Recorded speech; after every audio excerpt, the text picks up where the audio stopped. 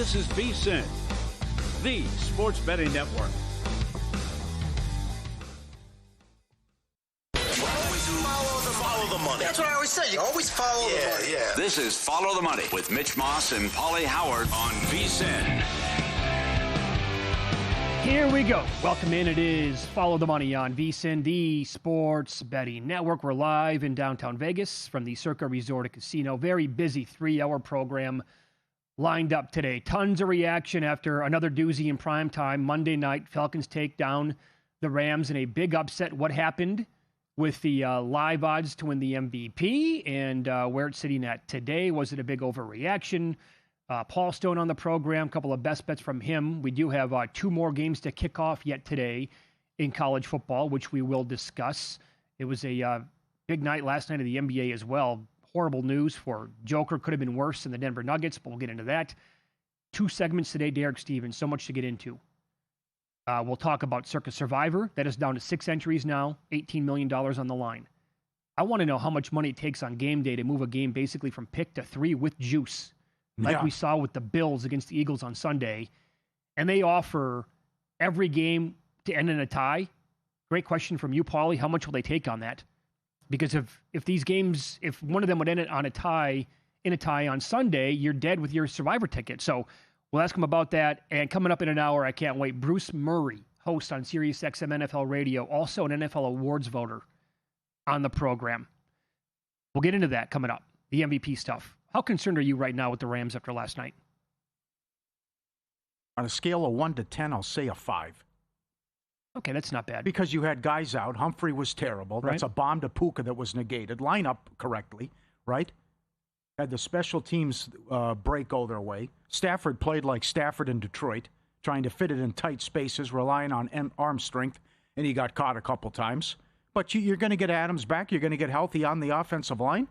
Now, the tough thing is you blew it with the 1 seed, and you're going to have to do it on the road. But I still think they're going to get the 5 seed, and then they'll take out whoever wins the toilet bowl Saturday afternoon, assuming, right? That would be the angle, right? And then I think you got a great opportunity again when you take on Seattle. I think Seattle beat San Francisco, and then they can beat Seattle again, and how they outplayed them in the second meeting.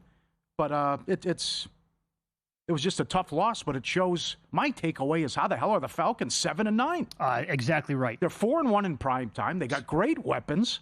And to think that this team got blown out at home by Miami, blown out at Carolina, swept by Carolina, it would have a 3-way tie for the division, and they'll be on the outside looking in. How about that? If you're holding a Tampa Bay ticket to either make the playoffs or to win that division, even with a win now against Carolina on Sunday, that doesn't mean that they're going to take it down because they need a Falcons loss. Yes. If the Falcons win on Sunday, the Buccaneers are out. Yes.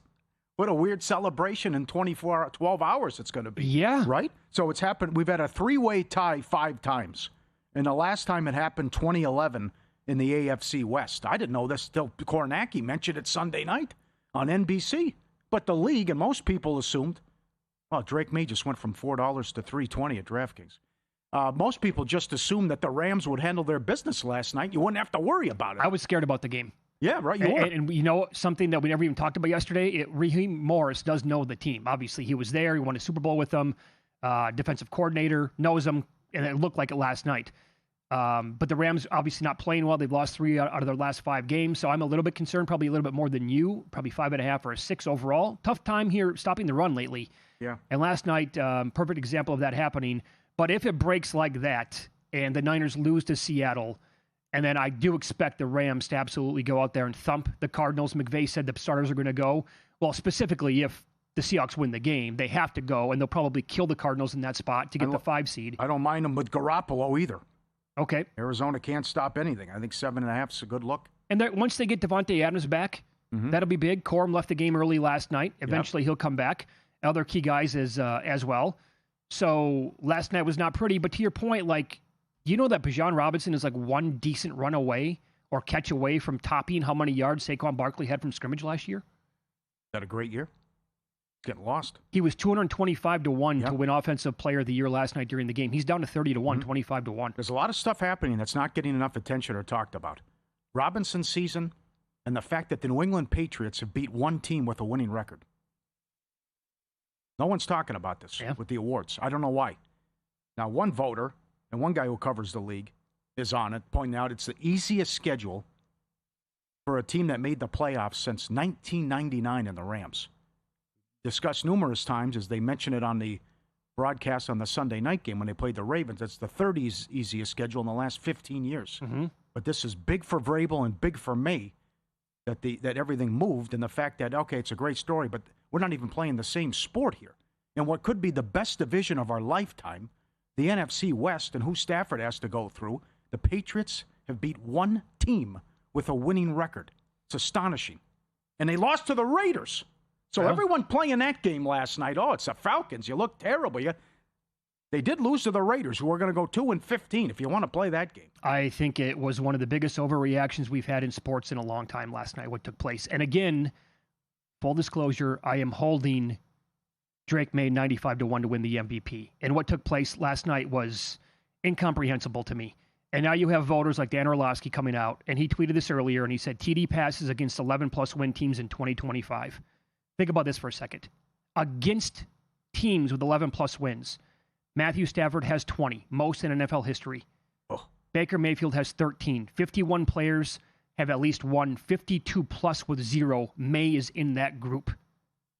This reminds me of Miami and Notre Dame with the odds and how it was like it's going to correct itself. They're going to do the right thing. Head-to-head's going to matter. The voters aren't going to fall for this.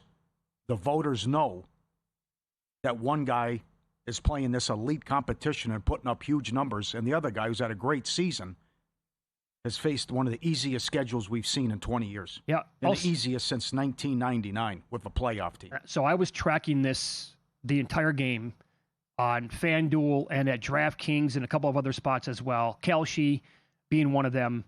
And the highest number that I noticed May get to at FanDuel was minus 650 to win the award. For one game, Week 17, when Tom Pelissero, NFL Network, just put out a poll. Right, big. When he surveyed a bunch of executives, including, I think, 21 GMs overall, and it was overwhelming in favor of Matthew Stafford getting the MVP over Drake May. And one game where he had 3 INTs, and oh, by the way, he now has 8 on the year. 8 on the year. Guess how many INTs Drake May has?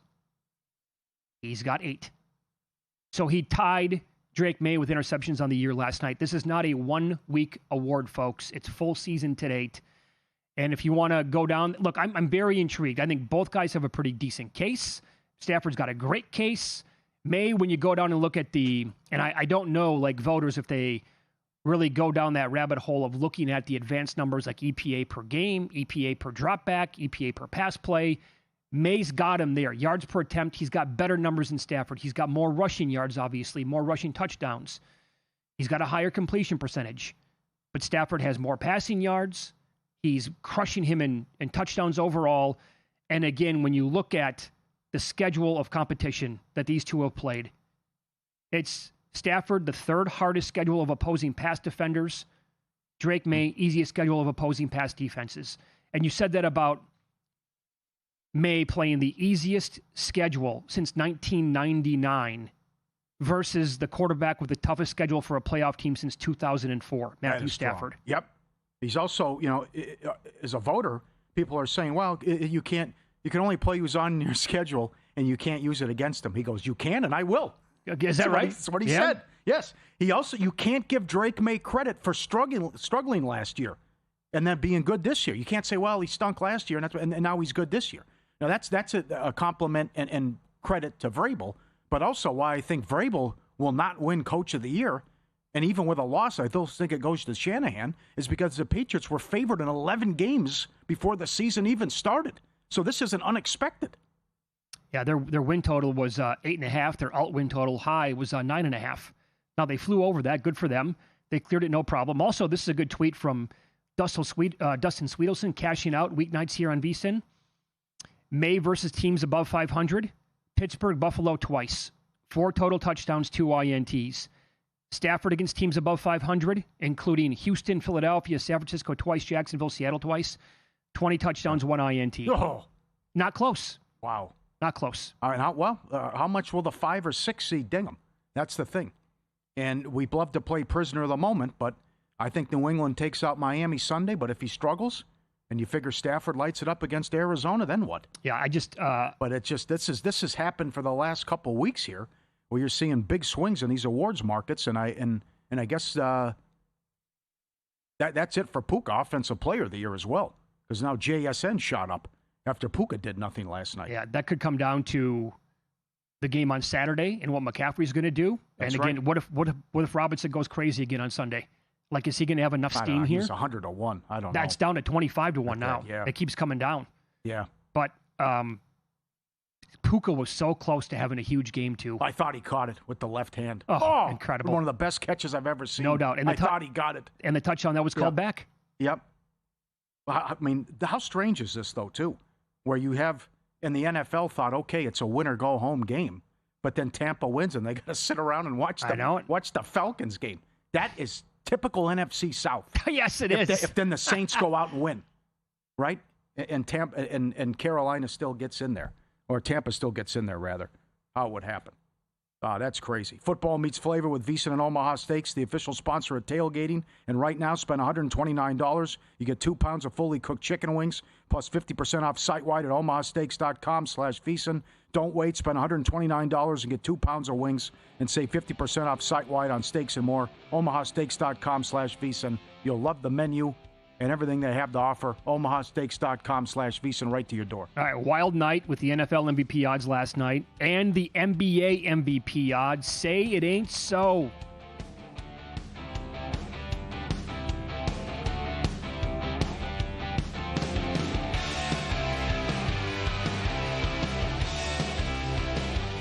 VSiN is live all New Year's Eve and New Year's Day. We'll have full regular programming both days, starting with VSiN's By the Books at 7 a.m. and rolling through a numbers game, prop points, money moves, follow the money, VSiN primetime, and cashing out deep into the night. As you're counting down to 2026 and kicking off the new year, VSiN will be right there with real-time betting coverage across the college football playoff, NFL, NBA, and more. Spend your new year with VSiN and join us on the Sports Betting Network.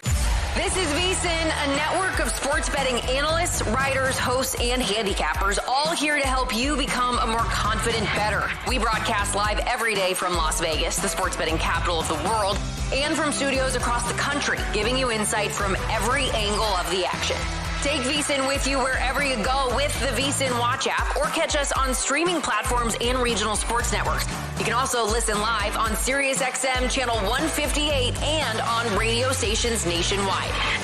Check out VSiN.com as well for betting tools, exclusive betting splits, AI-powered player prop projections from Opta, pro picks for every game, plus in-depth betting guides and articles built to give you an edge. From sharp betting analysis and daily best bets to insider interviews and expert breakdowns, VSiN is your trusted source for everything happening in the world of sports betting. See everything we have to offer at VSiN.com and become part of the Sports Betting Network. Coming up on Wednesday's edition of Money Moves, it is a college football playoff breakdown galore. Stormy Buonantony is going to join us from Miami, get some more thoughts as she got to talk to some of the coaches as what she thinks will happen between Texas Tech and Miami. Plus, we'll continue our breakdown of every college football playoff game as the playoffs begin on New Year's Eve. Kendall Valenzuela will join us as well, give us her perspective on some props and players coming up for Week 18 in the NFL. So don't miss it. It's Money Moves, 11 to 1 Pacific, 2 to 4 Eastern here on VSiN, the Sports Betting Network.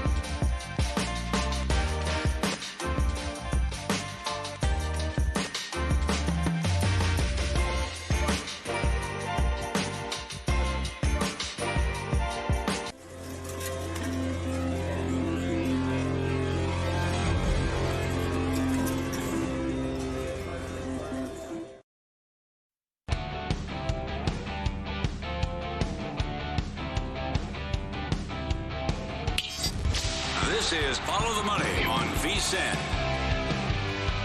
By the way, shout out to Shelby, who runs the Fans of VSiN account on Facebook, Spooky Express, Hot Rod as well, others who played in the fantasy league that Shelby put together. He's the commissioner of the Fans of VSiN League. I took it down last night, and here was the sweat, and I tweeted this out. I needed about 5 points from Matthew Stafford to win. He had negative points with those two interceptions at halftime, and I was deathly afraid, looking at that deficit, that McVay might pull the plug and say, screw it, I'm pulling my starters for this game. We're going to wave the white flag, and I'm going to go to Jimmy Garoppolo. And I eventually got enough points to win but here's the thing. So, if you would like to be Mr. Joshua from Lethal Weapon and you want a shot at the title, go check out the account on Facebook, again, called Fans of VSiN, because Shelby said if you want to get involved next year in the fantasy contest, hit him up and he might include you next season. It's a great league. It's the 3-week scoring aggregate instead of the head-to-head nonsense at the end. Okay. So, but I couldn't believe that. What I was against, I needed 5 points. I'm like, what is going on here in this game? They didn't show up till the third quarter. It's a bad performance. And like McVay said, we got humbled. And they weren't ready to play. Yep. And just good luck figuring out the Atlanta Falcons. What a bizarre season. What was your gut reaction last night when you saw the video from Nikola Jokic and the injury? I thought out for the year. Didn't look good. No, it did not. And how it changed everything with the MVP market, but at least they got good news, and the league got good news that he's only out a month. They got blasted in Miami, but it just the season he's having, and the big takeaway as an NBA fan is we're looking at all-time greatness, and what could have been an historical season. That's been wiped away because he could have led the league this year in rebounds and assists. And Tommy Beer had an unbelievable tweet trying to put, and someone needs to show this to Shaq, and judging a book by its cover, and even Kendrick Perkins, too, about how this guy should have won so many MVP awards. Shaq's career-high scoring average, 29.7. Career-high scoring average, 29.7. Joker averaging 30 a game. Karl Malone career-high rebounding average, 12. Joker's 12.4. Kid's career-high assist average, 10.8. 98-99. Joker's got him beat. Kareem's career-high field goal percentage, 60.4 in 79-80. Joker's got him beat. Larry Bird, career-high three-point percentage, 42.7. Joker, 44%. This is the most ridiculous thing I've seen in 40 years come from watching sports. That tweet. That is. Yeah, the Think season that about he's having. The all-time greats, and he's beating all those guys in the categories. They also have the most efficient, when you go look at points per possession, the Denver Nuggets this year, the best and most efficient offense in the history of the game. And how many years do we say that when he's involved? Right. And then when you take him off the court. The on-off numbers, right. Yeah, we saw last night, they're up by, one at halftime? Yeah. Then, the injury, and they lost by 100. Oh, okay. Any coincidence there? Absolutely not. But I like what JVT was saying today on Money Moves, and when he and I recorded the latest edition of Pod of the Future out a little bit later on today, he said that he wants the Nuggets to lose a bunch of games coming up, and they will over the next month. And then they're going to eventually get all these guys back because they've just been crippled by injuries. Mm-hmm. And then he wants to bet a ballooned up number on this team to win the West or to win the NBA title, because that's what's going to happen. Well, I don't know how I wouldn't do that though if I'm a sports book, knowing that he's getting back. And what they're going to be affected because they get a 6 seed or something? Well, it'll be yeah, sure. I mean, if they lose a bunch of games, maybe there's under that scenario. Let's say that the books kind of like during the middle of a long losing streak, for example. It's like, not looking good, and you're going to get a better number then than you ever would have if the guy obviously stayed healthy. Averaging 30, 12, and 11 on the year. Yeah, as you said, first in rebounds, first in assists, first in triple-doubles, first in double-doubles, second overall in points. And, was on pace to be the first player in the history of the league to lead in both rebounds and assists overall. Yep. So he's now done for at least a month. Could have been the entire year. SGA, $5. What do you make of that? Ah, gosh. Well, we saw it with Wemby. You can't lay these prices, though, because of the games you have to play threshold. And one injury changes everything and blows it up. But I certainly can't get there with Luka, who's having an incredible season. But you worry about how many games the Lakers are going to win. And maybe now they're not playing well of late, and they're playing tonight. They play each other. But if Detroit can get the 1 seed, if Cunningham could do it, And you were making a case for Wembanyama, and then now they've lost 2 in a row. Well, it's fitting that you brought that up about Cade Cunningham, and today is the pizzeria day. We'll have a slice coming up at 5:45 Eastern, 2:45 Pacific. I remember about 5 weeks ago, somebody wanted our thoughts on Cade Cunningham at a huge number to win the MVP, and I totally shot it down. The reason why is because I said that you have too much elite talent in the sport, such as SGA, Joker, Giannis, Luka, to overcome. And I said, you're going to need multiple injuries. Well, here we are. The person who bet Cade Cunningham weeks ago on a huge ticket to win the MVP, you're getting what it's going to take. Massive injury to Giannis, who was playing, his per number is one of the best of all time. Joker's is the best of all time. They're both out. Lucas had problems. And now you're clearing the path for Cade to actually come up and maybe on the 1 seed, people can make a case for it at this point. They're $1.15 now to get the 1 seed. Incredible. Also, you can take the Cavs like 8-1 to win the division if you want to lock in a profit when we gave out the Pistons plus 450. Right. Let me throw 2 other guys at you. One, and his numbers come down a little bit, but I'd say Jalen Brunson, if you can find 75-1. And what happens, by the way, again, 2 major injuries already to guys we just talked about. What if something were to happen to SGA? I hate to even bring it up, but it happens all the time in this sport, happens in the NFL. Okay. Brunson with the Knicks getting the 1 seed. And they love giving awards to players in New York. And the other one, this guy is on an unbelievable stretch right now. They're only 3.5 games back. I think it would take somewhat of a minor miracle, but Jaylen Brown is going scorched earth right now. And if somehow, I don't think they're going to win the division, but if somehow, some way the Celtics were to win the division, which would result then in a very high seed in the Eastern Conference with no Jason Tatum and, kind of a cast of misfits here playing for the Celtics, East Coast bias could come into play. And I saw Jaylen Brown earlier today at 250-1. Like a number at that, pizza money, that multiplies pretty quickly. So do you want to take futures on the Celtics? Because they're not saying much about what if they get like a top 5 seed and the East is wide open because Cleveland's been a mess and you only have to beat out the Knicks and the Pistons. Would you bring the guy back? Oh, man, it's such a tough question. They're sitting there at 25-1, and then the books are aware of it too. Number one, how well they're playing. But if you want them to win the East or you want them to win the whole thing, and, it's a big difference in prices because of the OKC monster. But if you can get 8-1 to win the East, I wouldn't.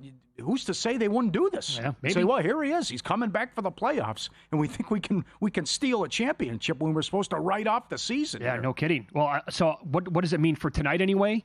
And this tells you that Jaylen Brown, again, he's been the ringleader here, the catalyst for this offense. They're 4th in offensive rating this year. And before the last game that they played against Portland, they had the third. Think about this for a second here. This year's Boston Celtics team, when it comes to points per possession, 3rd most efficient offense in the history of the sport, right behind the team that won it in Boston in 2024 and this year's Nuggets team. That's how good the offense has been. And for tonight, the Jazz are 22-9 over in the first quarter this year, 14-4 at home. They're also 21-10 over in the first half, 15-3 over in the first half at home. So I have a bet on first half over 124, specifically after Boston had kind of a clunker the other night. And I have a bet on full game over 241.5, thanks to our buddy Kevin Rogers, who keeps track of all these numbers here in the NBA. Go back and look at the Utah Jazz game log at home recently, and every game is just 138 to 131, halftime score 72 to 65. All right, try to call the blowout as well. Don't look now. Here come the Clippers. Clippers are playing great ball. Kawhi just had 55 in the win against the Pistons. They're 9.5 against Sac.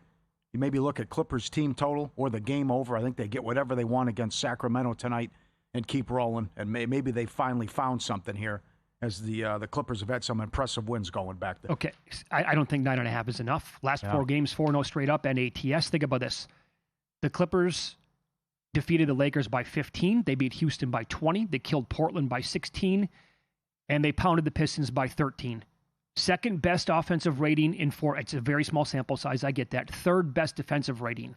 And that's what we've seen from this team in recent years as well.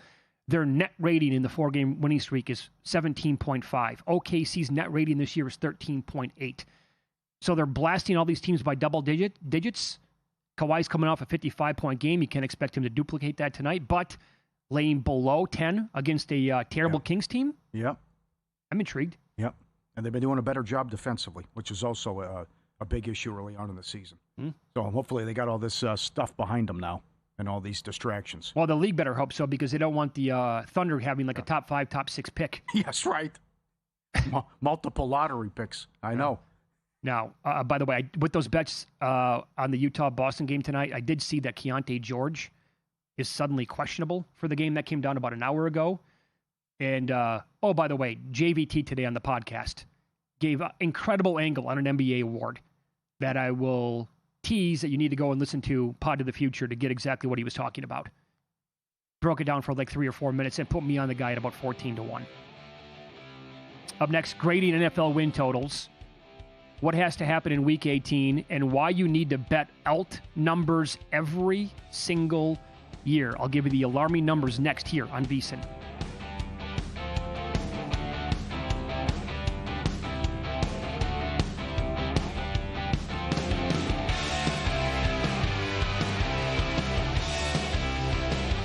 Got a good thing coming, just wait and see. It's a good.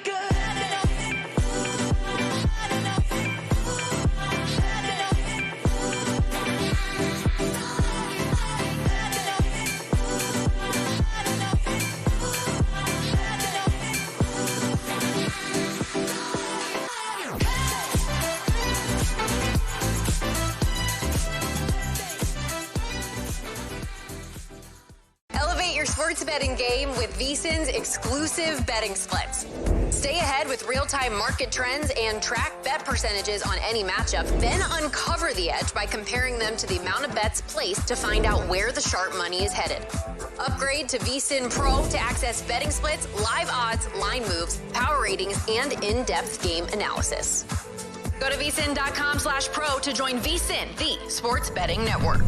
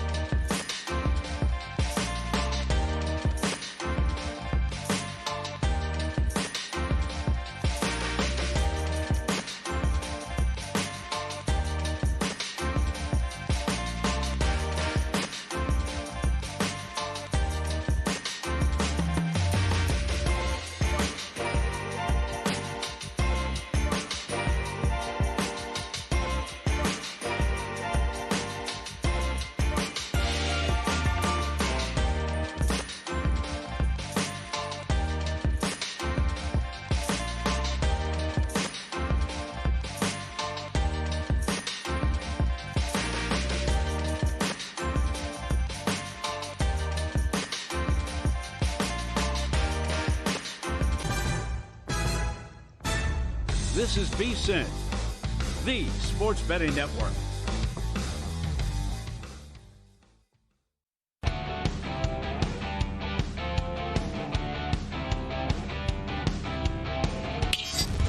This is Follow the Money on VSiN. So we talk about this a lot in the summertime leading into the NFL season and try to remind people that betting alternate win totals in the NFL is the only approach really to take. And we have a lot of years now of data telling you the same exact thing. For example, and we'll get this question, so I'll answer it right now. What is an alternate win total? Well, let's say I'll use the Vikings because I was high in the Vikings over 8.5. That was their standard win total, 8.5. Books will offer alternate win totals, so under 7.5 plus money, over 9.5 plus money as well, with the regular win total being, let's say, minus 110 both ways at 8.5. In 2024, Paulie, 25 out of 32 teams finished over or under their alternate closing win total. So plus or minus 1.5 wins of their closing win total. 13 by 3.5 wins or more. 25 out of 32 teams. In 2023, it happened to 21 teams. In 2022, 24 teams either under or over with the alternate win total. In 2021, it was 23 teams.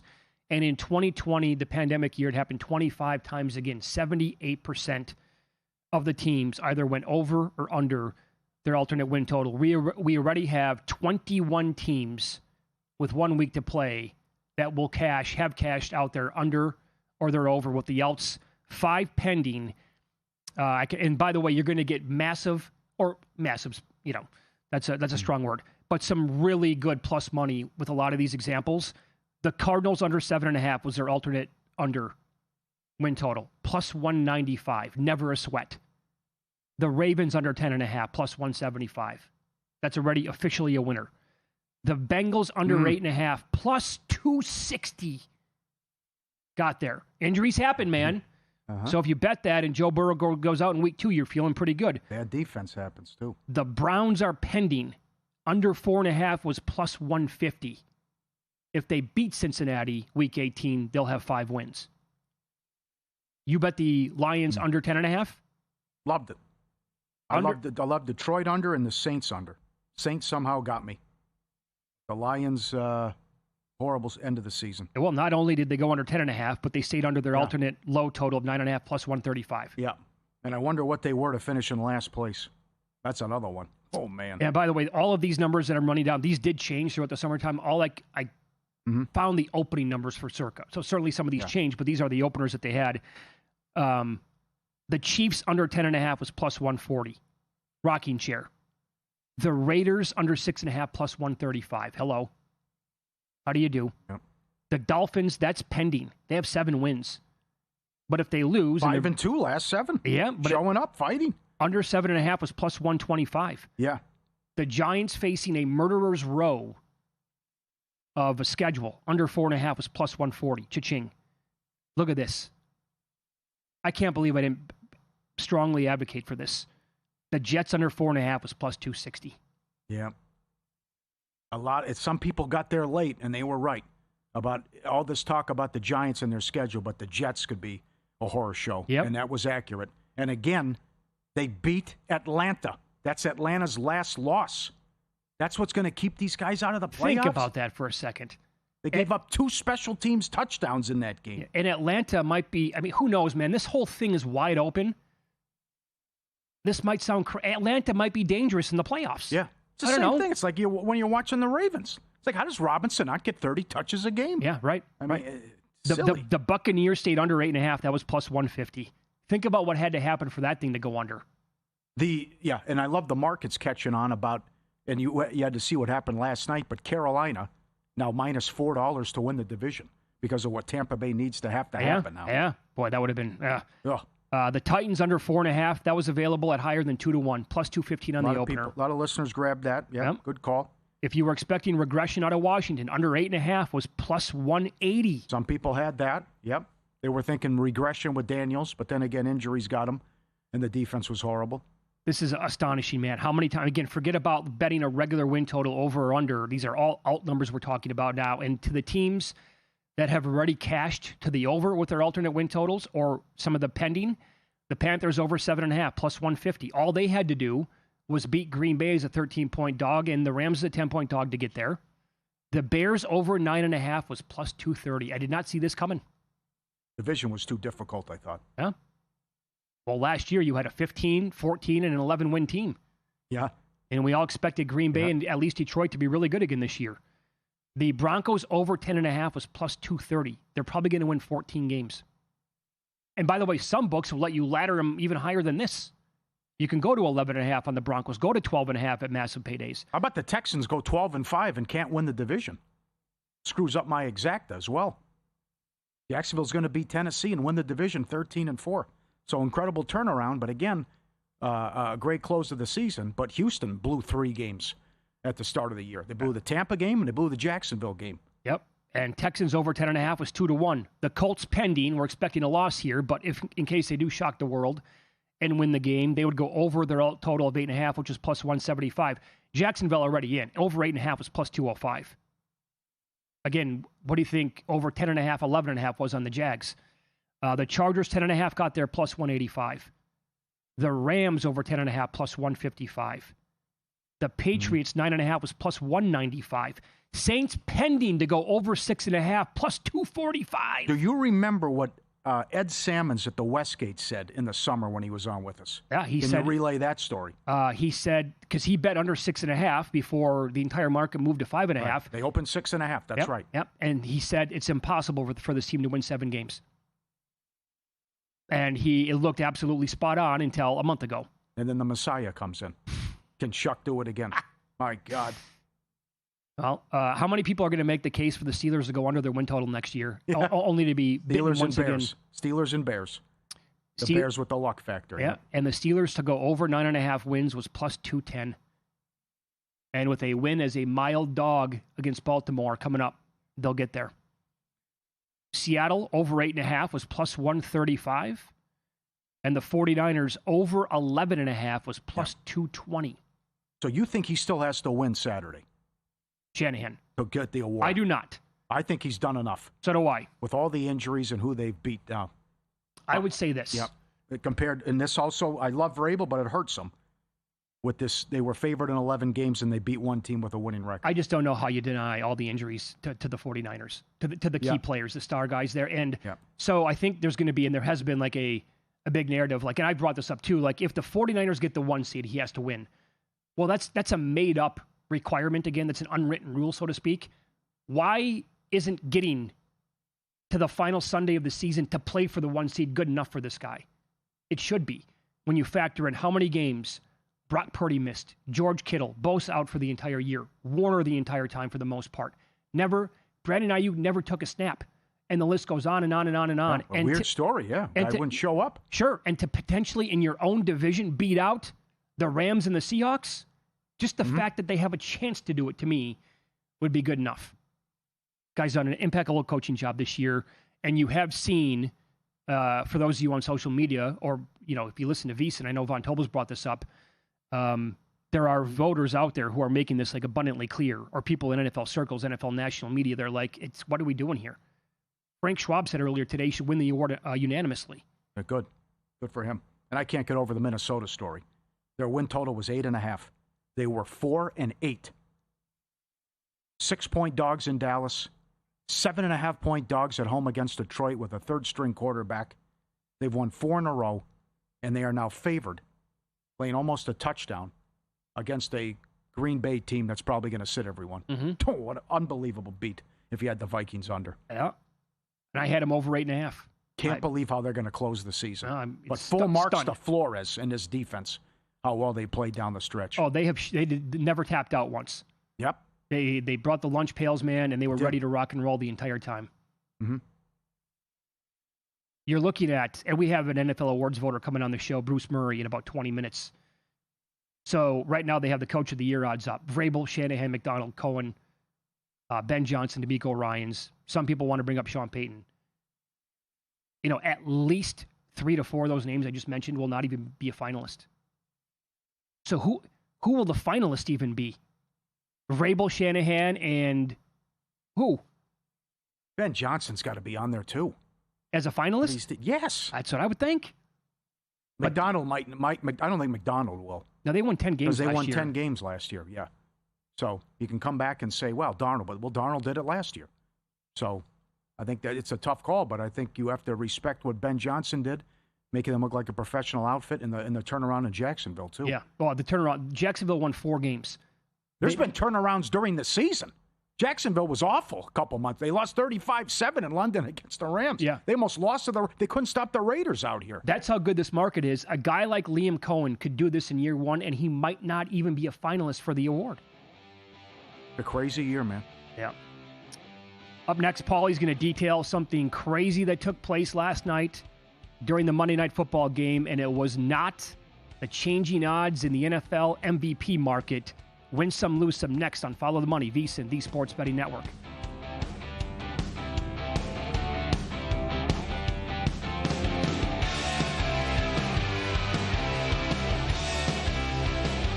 Want to bet smarter this holiday season? VSiN's Pro Holiday Special is the perfect gift. Get VSiN Pro access through May 1st for just $79. That's daily best bets, real-time splits, AI-powered prop projections, 24/7 video, and expert coverage of every major sport, from college bowls and NFL playoffs to March Madness and the Masters. Plus, postseason betting guides to make you a sharper bettor. Head to VSiN.com/subscribe and join us on the Sports Betting Network.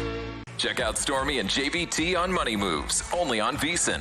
And maybe that's why they wouldn't, because they're the Giants and they don't do things that make sense. Out of all these divisions, this is the one that I am the most curious about, because I do think there are positive signs for the Bears. They'll take you on a fun, fast-paced journey, weaving in everything you need to know to make an educated bet, while also not shying away from the excitement of a same-game parlay sweat. Money Moves, weekdays at 2 p.m. Eastern on VSiN, the Sports Betting Network.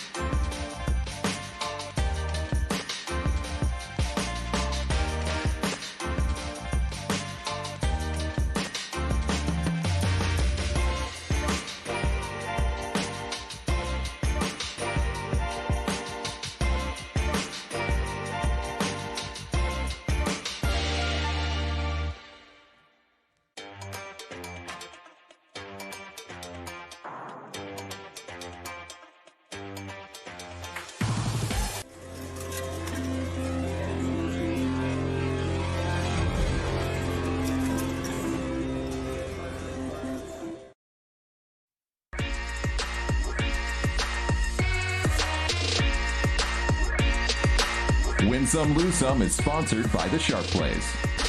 Were you a winner last night? Wow, winning. Or was it a rough one? Well, they can't all be winners, can they? Loser! You're a loser! Molly Howard recaps the night in sports betting in Win Some, Lose Some. Here's what Mitch was talking about. It wasn't even offered. Xavier Smith, most receiving yards in the game last night.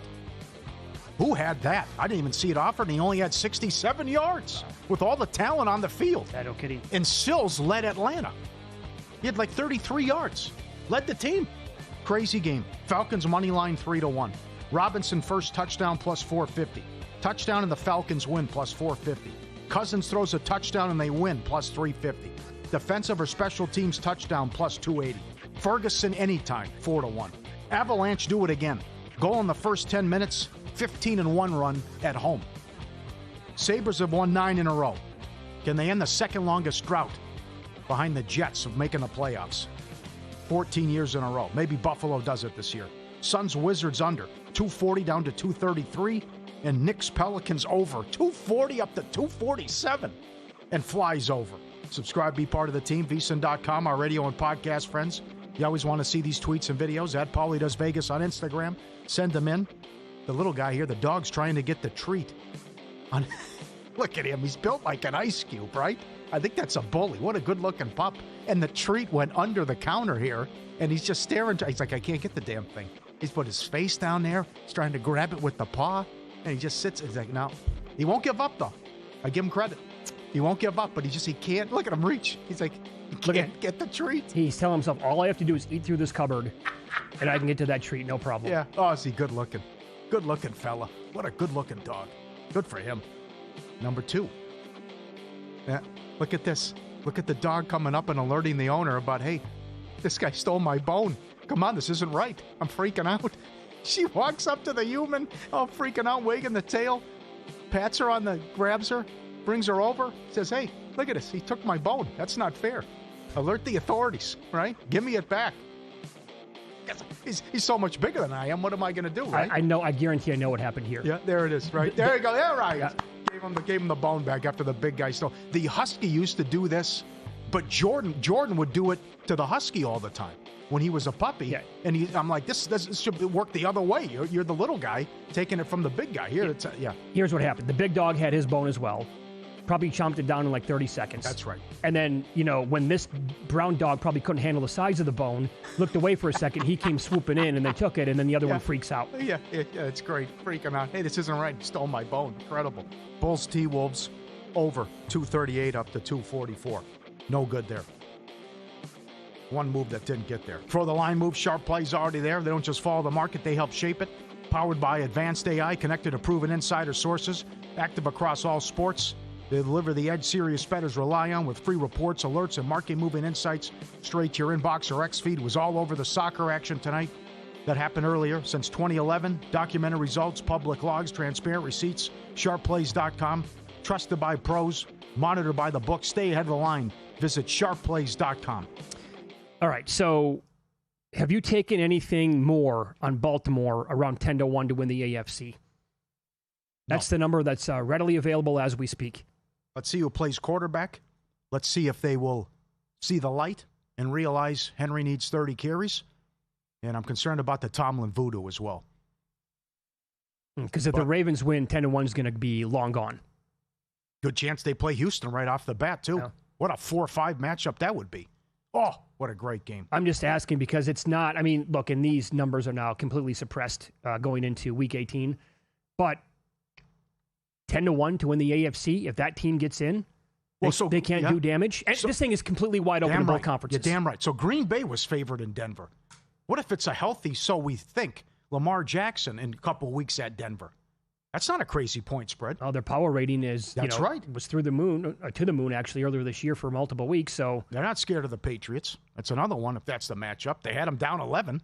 Patriots couldn't stop them. They just did a poor job defensively. And May was great in the fourth quarter.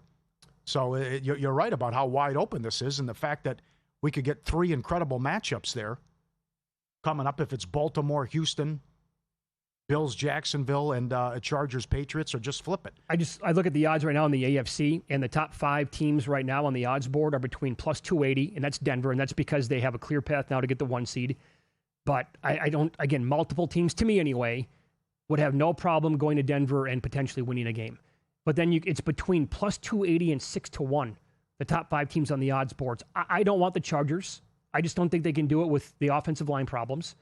And by the way, that's where it's going to be a matchup problem for this team in the playoffs. We saw it last week against the Texans. Probably going to be they got pounded by Jacksonville. That might happen again.